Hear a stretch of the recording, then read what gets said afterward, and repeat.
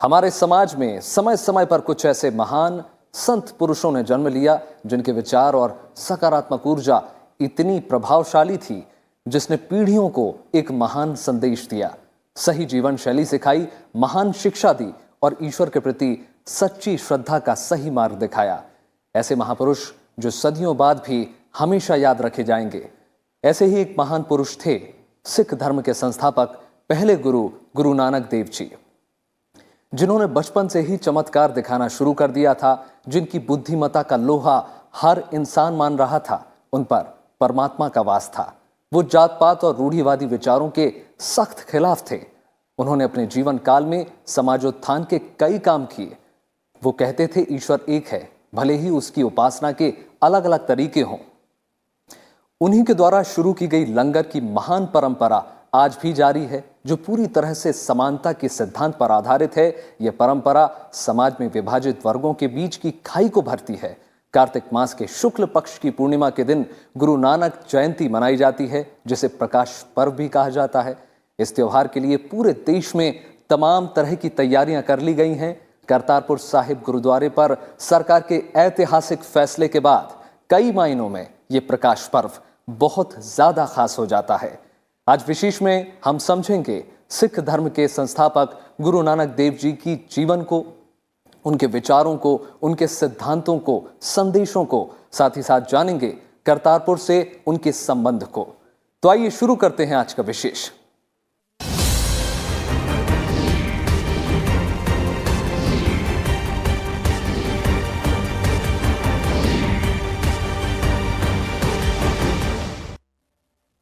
सिख धर्म के संस्थापक श्री गुरु नानक देव जी की जयंती प्रकाश पर्व या प्रकाश उत्सव के तौर पर मनाई जाती है। गुरु नानक देव जी सिखों के पहले गुरु थे।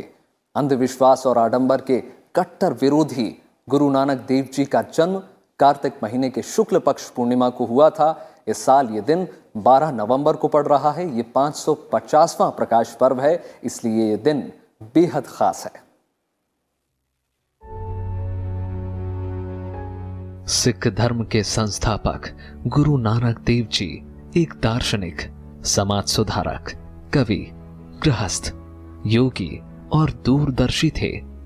भारत समेत अनेक देशों की यात्राएं कर गुरु नानक देव जी ने धार्मिक एकता के उपदेशों और शिक्षाओं का प्रचार प्रसार कर दुनिया को जीवन का नया मार्ग बताया। गुरु नानक जी का जन्म कार्तिक मास शुक्ल पक्ष की पूर्णिमा को 1469 ईस्वी में हुआ था। उस हिसाब से ये तारीख 15 अप्रैल की थी। गुरु नानक देव जी का जन्म तलवंडी नाम के स्थान पर हुआ था। तलवंडी पाकिस्तान के लाहौर से 30 मील पश्चिम में स्थित है।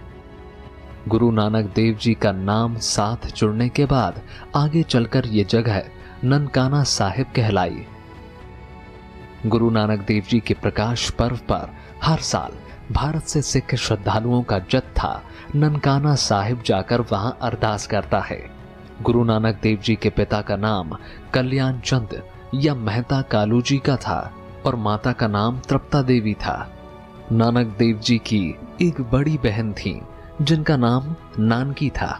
वे बचपन से ही धीर गंभीर स्वभाव के थे। उन्होंने बचपन से ही रूढ़िवादी सोच का विरोध किया। गुरु नानक देव जी का विवाह सुलखनी से हुआ।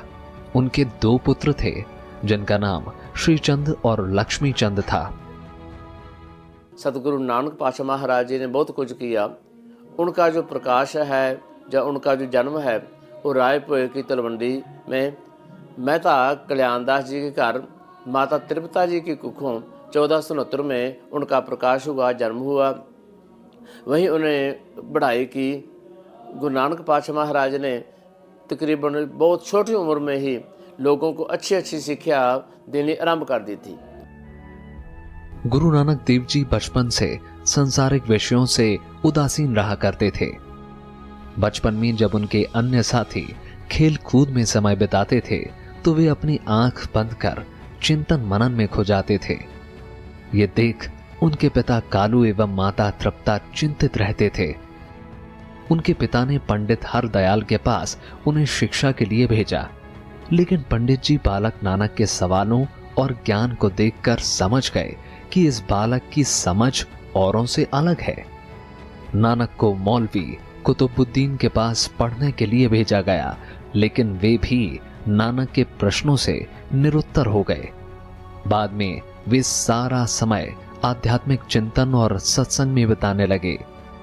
उनके बचपन के समय में कई चमत्कारिक घटनाएं घटी, जिन्हें देखकर गांव के लोग इन्हें दिव्य व्यक्तित्व वाले मानने लगे।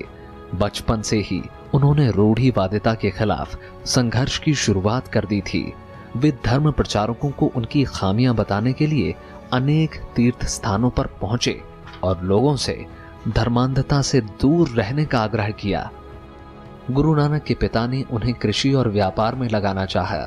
नानक का मन इन कामों में नहीं रमा। उनके पिता ने उन्हें घोड़ों का व्यापार करने के लिए जो राशि दी, नानक जी ने उसे साधु सेवा में लगा दिया।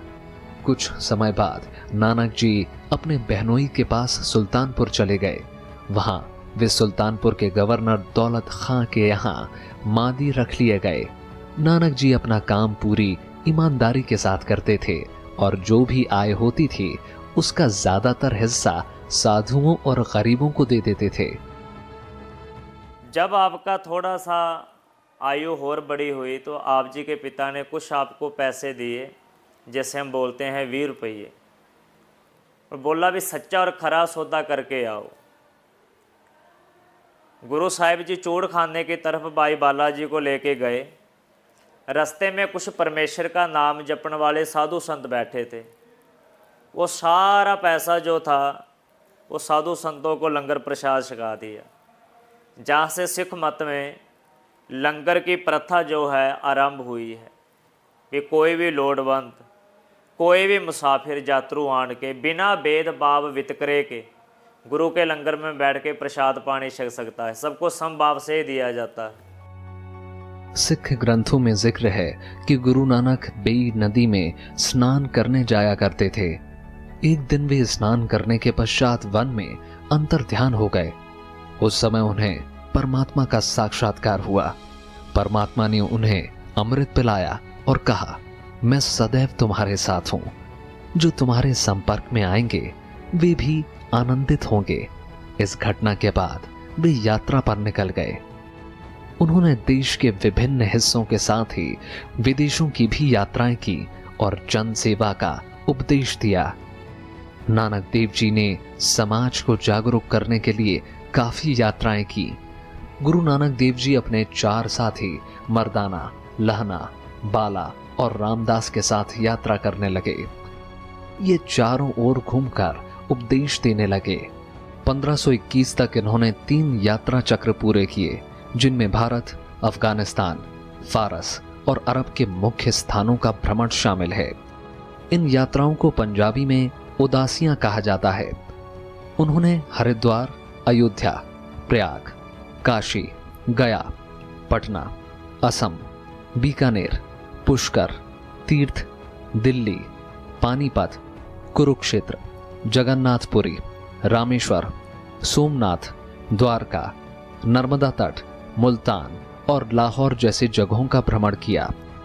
बाद में वे करतारपुर में बस गए और 1521 से 1539 ईस्वी तक वहीं रहे। सतगुरु नानक पातशाह महाराज जी ने दुनिया की भलाई के लिए 4 बड़ी यात्राएं की। उन 4 यात्राओं को उदासी बोला जाता है। भाव के सतगुरु नानक पातशाह महाराज जी ने 4 उदासियां की है। उन उदासियों में सतगुरु पातशाह महाराज बड़े बड़े राजाओं से, साधु महात्माओं से, जोगियों से मिले और उनको सही धर्म की शिक्षा दी कि धर्म से कैसे जीवन जिया जाता है। गुरु नानक देव जी जात पात को खत्म करने और सभी को समान दृष्टि से देखने के हिमायती थे। इस दिशा में उन्होंने लंगर की प्रथा शुरू की थी। लंगर में सब छोटे बड़े, अमीर गरीब एक ही पंक्ति में बैठकर भोजन करते हैं। आज भी गुरुद्वारों में उसी लंगर की व्यवस्था चल रही है। पाकिस्तान के करतारपुर से गुरु नानक देव जी का खास संबंध है। गुरु नानक देव जी ने अपने जीवन के 18 साल यहीं गुजारे और उन्होंने अपने प्राण भी इसी जगह त्यागे। देह त्यागने से पहले उन्होंने बाबा लहना को अपना उत्तराधिकारी घोषित किया। वे गुरु अंगद देव के नाम से प्रसिद्ध हुए। गुरु नानक देव जी के बाद गुरु अंगद देव सिख धर्म के दूसरे गुरु थे। गुरु नानक देव जी का पूरा जीवन और सोच सादगी और समानता पर आधारित था। ब्यूरो रिपोर्ट, राज्य सभा टीवी। सिख धर्म का भारतीय धर्मों में एक पवित्र स्थान है। सिख शब्द की उत्पत्ति शिष्य से हुई है, जिसका अर्थ गुरु नानक के शिष्य से यानी उनकी शिक्षाओं का अनुसरण करने वालों से है। गुरु नानक देव जी की सिख धर्म के पहले गुरु और प्रवर्तक हैं। गुरु नानक देव एक महान धार्मिक प्रवर्तक और सिख धर्म के संस्थापक थे। उनके उपदेशों, संदेशों और शिक्षा ने समाज में महान क्रांतिकारी बदलाव की रूपरेखा तैयार की। सिख धर्म में नानक जी के बाद 9 गुरुओं का और वर्णन है। नानक नाम चढ़दी कला तेरे पाने सर्व। वैष्णव जन तो तैनी कहिए जय, पीर पराई जाने रे। सिख धर्म की नींव को ये पंक्तियां सटीक रूप से दर्शाती हैं। इस धर्म की स्थापना ही इसलिए हुई कि दूसरों की पीड़ा और दर्द को महसूस किया जा सके। सिख धर्म की शुरुआत सिख धर्म के सबसे पहले गुरु गुरु नानक देव जी ने दक्षिण एशिया के पंजाब प्रांत में 15वीं शताब्दी में की थी। उस समय पंजाब में हिंदू और इस्लाम धर्म था। तब गुरु नानक देव ने लोगों को सिख धर्म की जानकारी देनी शुरू की। नानक ने सिख धर्म में हिंदू और इस्लाम दोनों की अच्छाइयों को शामिल किया।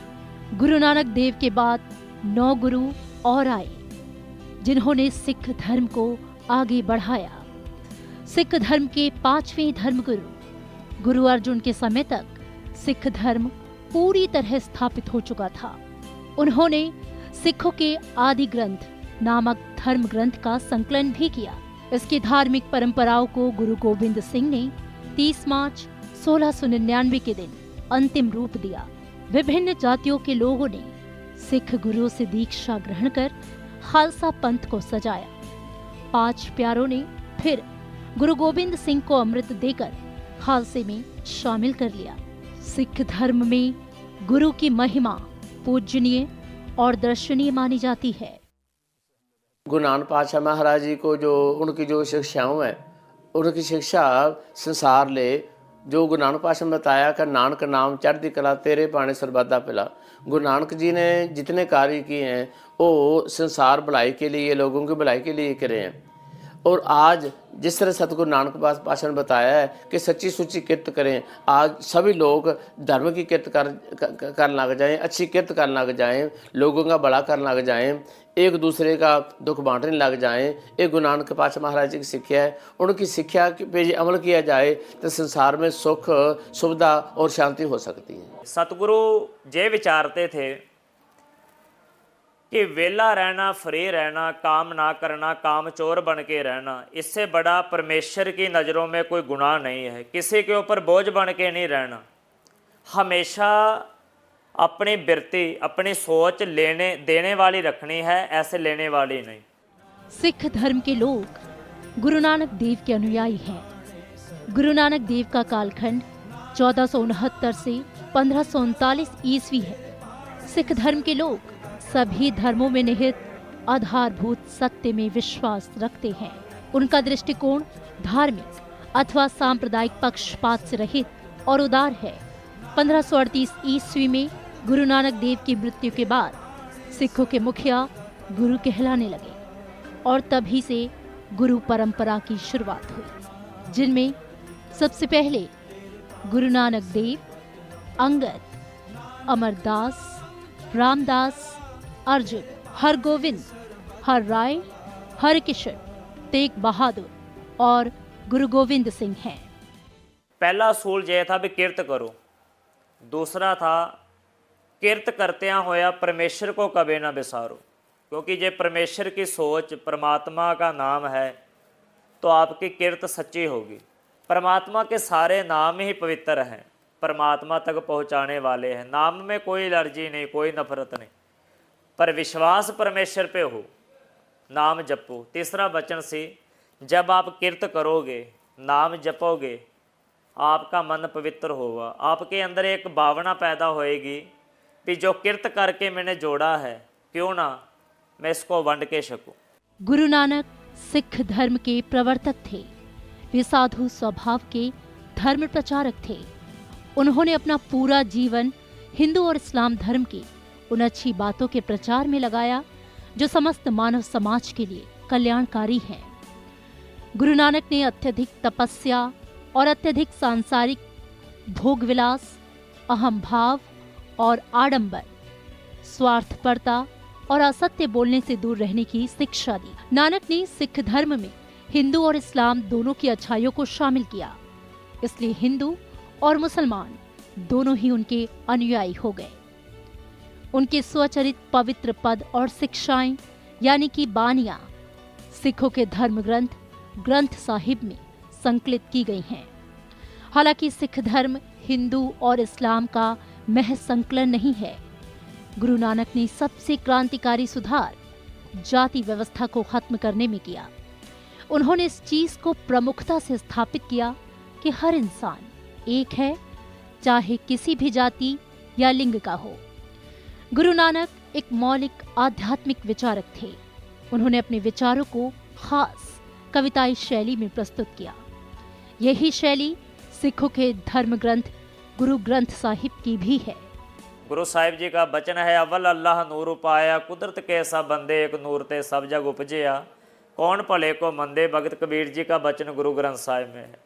गुरु अर्जुन देव महाराज जी का वचन, कोई बोले राम राम, कोई खुदाए, कोई सेवे गसैया, कोई अल्लाह है। सो गुरु नानक साहिब कृपालु दाता जिन्हें इस प्रकार संसार में रह के धन पदार्थ कमाते हुए माता पिता की सेवा करके भी कैसे परमेश्वर की प्राप्ति हो सकती है, उन्होंने इस समय में जे हमको धर्म दिया जिसमें परमेश्वर का नाम जपना, किरत करनी, नाम जपना, वंड के छकना, अमृत वेले उठ के परमेश्वर वाहे गुरु का नाम जपना, जे उनके मुख्य असूल से। गुरु नानक ने जीवन के आखिरी वक्त पंजाब के करतारपुर में गुजारे। यहीं पर उन्होंने अपने उपदेशों से भारी संख्या में अनुयायियों को आकर्षित किया।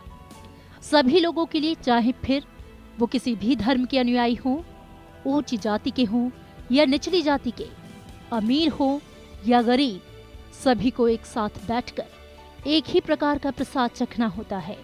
गुरुद्वारे का लंगर एक ऐसी जगह है जहां सारा भेदभाव खत्म हो जाता है।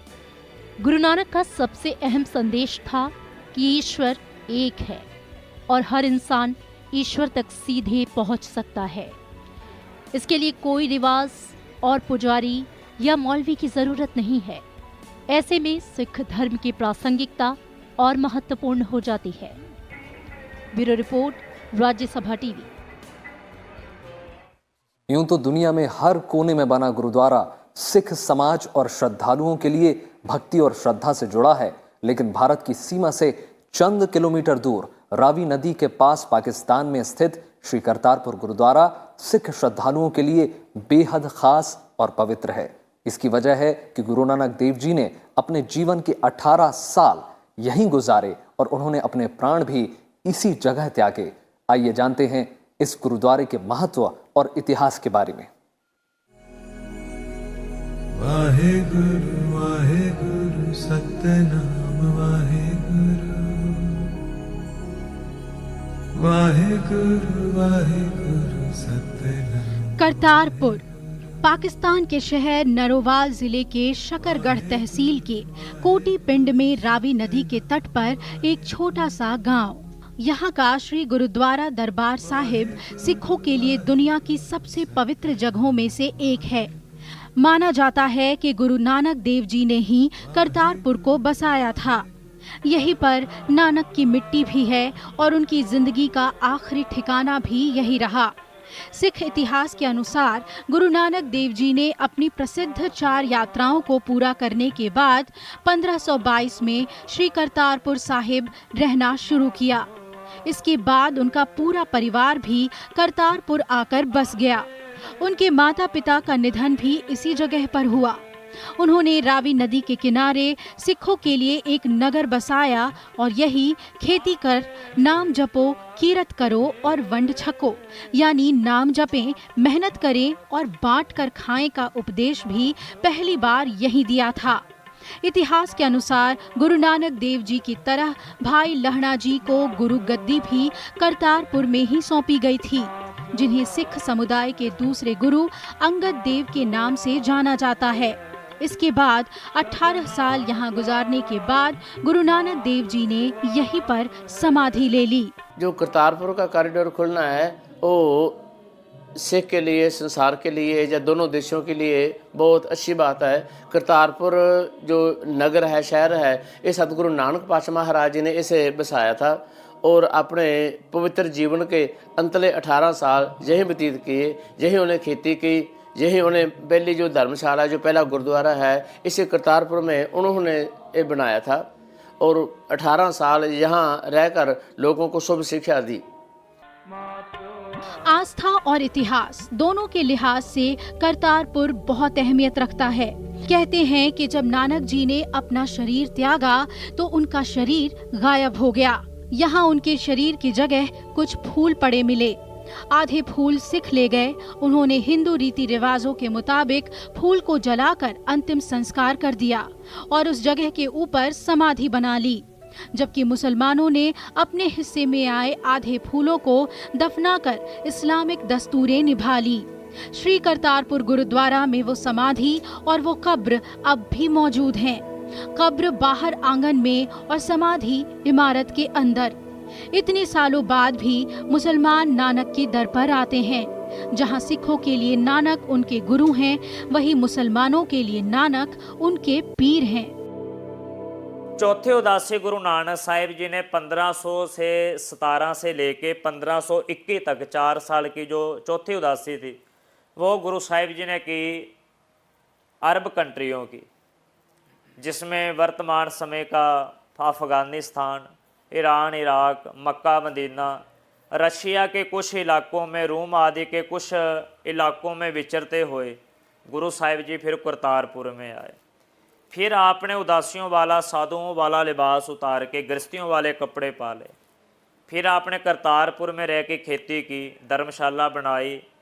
सिख संगत देशों प्रदेशों से करतारपुर में आती थी। गुरु साहिब जी 2 वक्त दीवान सजाते थे, उनको अपना सिद्धांत दृढ़ करवाते थे। श्री करतारपुर गुरुद्वारे के अंदर एक कुआं है। माना जाता है कि ये कुआं गुरु नानक देव जी के समय से है। साथ ही इस कुएं को लेकर श्रद्धालुओं में काफी मान्यताएं हैं। कहा जाता है कि सबसे पहले लंगर की शुरुआत भी यहीं से हुई थी। दरअसल बंटवारे से पहले करतारपुर गुरदासपुर का ही हिस्सा था, लेकिन बंटवारे के बाद ये पाकिस्तान चला गया। सालों से सिख समुदाय की यही मांग रही है कि उन्हें श्री करतारपुर गुरुद्वारे तक जाने की सहूलियत दी जाए। आजादी से पहले रावी नदी में आई बाढ़ के चलते इस गुरुद्वारे को काफी क्षति पहुंची थी। तब 1920 से 29 के बीच इस गुरुद्वारे का निर्माण पटियाला महाराज ने कराया था। इसके बाद 1995 में पाकिस्तान सरकार ने भी इसके कुछ हिस्सों का निर्माण कराया। अभी जो गुरुद्वारे की इमारत है वो नई है और 2001 में बनाई गई थी।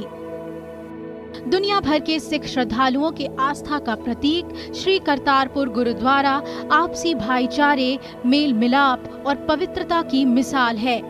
Bureau report, Rajya Sabha TV.